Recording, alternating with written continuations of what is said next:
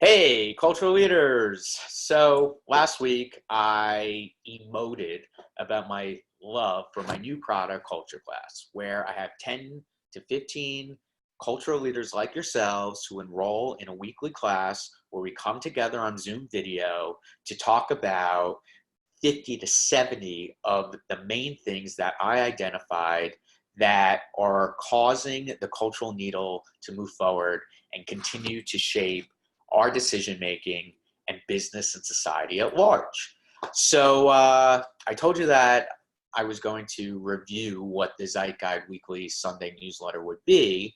And I thought just giving a snippet of one of the many dot connections that I illuminated in my culture class so that you can get a window into what it is. And I'm also transcribing it for you right below for those of you who would rather read than watch. But anyway, the one dot connection I'm going to tell you today is about the juxtaposition between this new trend of the CEO becoming the new politician, as well as what we've been calling at ZEITGUIDE the workplace evolution.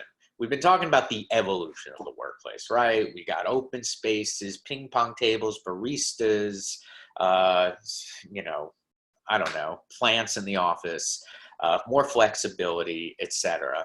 But now we've been embarking on a cultural revolution. That's what the R is for. Protests are happening inside.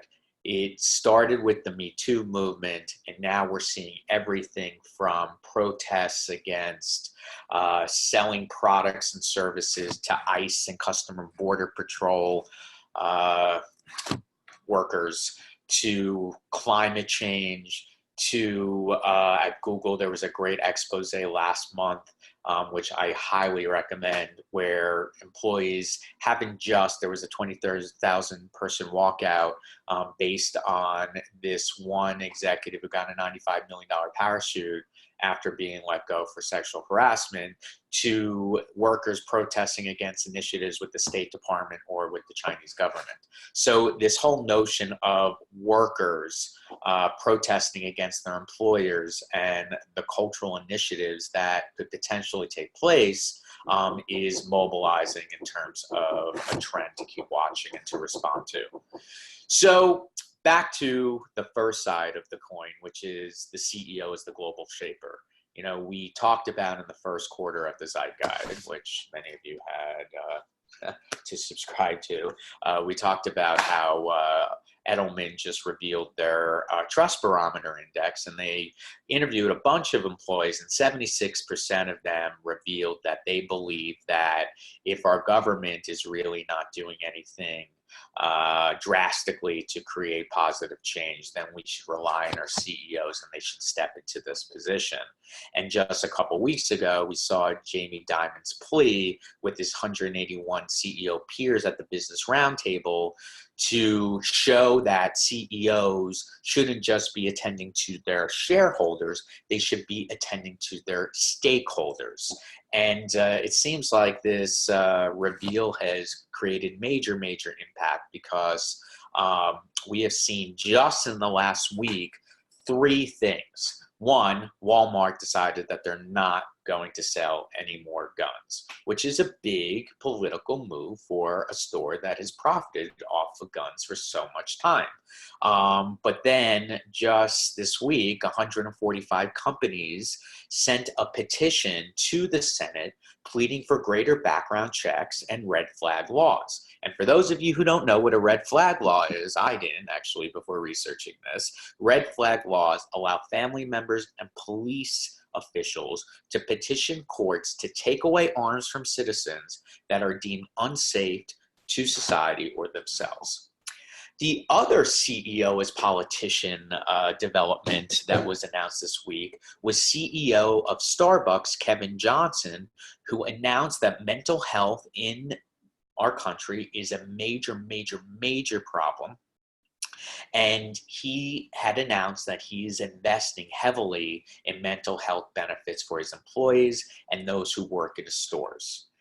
And then the third example of the CEO as politician is BP CEO Bob Dudley said that he plans to sell some of the oil projects and actually stop development on others to align its businesses with the Paris Accord. So oil and gas companies that have been completely criticized for destroying our environment are now adjusting. Whether it's a PR move or not, this is still an example of a CEO who is shifting corporate initiatives and policies based on the external zeitgeist. So then on the workplace evolution, also I want to thank Mike Allen of Axios, who, in tandem to ZEITGUIDE, really talking about the CEO trend for months. I think we started writing about it a year and a half ago when Disney first put a sullen Pinocchio on Instagram, and this was actually really symbolic of the sad nature our world has been characterized by. So this is something that we've been tracking, but Axios, which is one of my go-to newsletters, has been really instrumental in illuminating this trend as well. But on the other side of the spectrum, which we've been talking about in terms of the workplace evolution, where we just talked about the many examples of employees banding together to get their CEOs to change their policies, just this week, 900 Amazon employees signed a petition that they are going to walk out of their Amazon offices on September 23rd, when Greta Thunberg, the young woman who just sailed across the Atlantic, who's going to lead a meeting about climate change at the UN, simultaneous to that, Amazon employees are going to walk out of the company, where they are going to protest Amazon's policies, where they sell cloud services to oil and gas extractors. They allow donations to be sent to climate change denying politicians and lobbyists, and they want to make sure that Amazon is planning to reach zero carbon emissions, which obviously is a hard thing. You see how much cardboard and waste Amazon uses to ship our goods to us within, a snap of a finger. So fascinating. So again, the takeaway from this big dot connection is that it's very important to not only be aware of your global issues, but to have real conversations with your employees about them.